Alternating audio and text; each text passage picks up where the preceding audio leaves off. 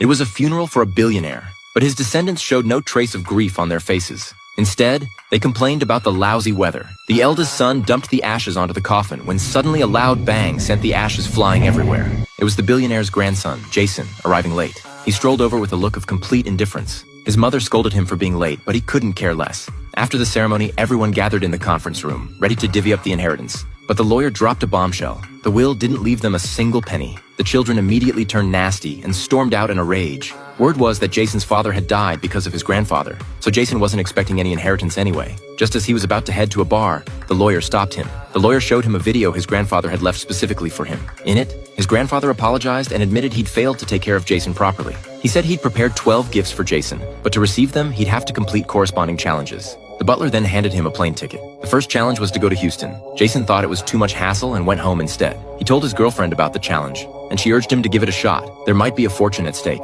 After thinking it over, Jason headed to the airport first thing the next morning. Following the instructions, he left the airport and was met by Gus, who claimed to be his grandfather's old friend. Gus took Jason to a farm and ordered him to hammer in fence posts for $1 per post. Jason lazily lounged on the posts instead of working, but Gus never forced him. Every morning, Gus would simply drive Jason to the work site. After several days, Jason finally got it. He'd be stuck here forever if he didn't finish the job. Reluctantly, he started working, but his fence posts were crooked and sloppy. When Gus saw them, he knocked them down and made Jason start over. Gradually, Jason's fence posts stood perfectly straight, stretching as far as the eye could see. When the challenge ended, Gus drove him back to the airport and left him with these words: "Whatever you do in the future, put in the same care you put into those fence posts." But Jason only cared about getting his reward. The lawyer told him the gift was the challenge itself. Jason returned home furious, only to find the lawyer had cleaned out his place. All his sports cars had been towed away. That night, when he took his girlfriend to an upscale restaurant, his credit card was declined. Jason asked his girlfriend to cover the bill, but she stormed off in disgust.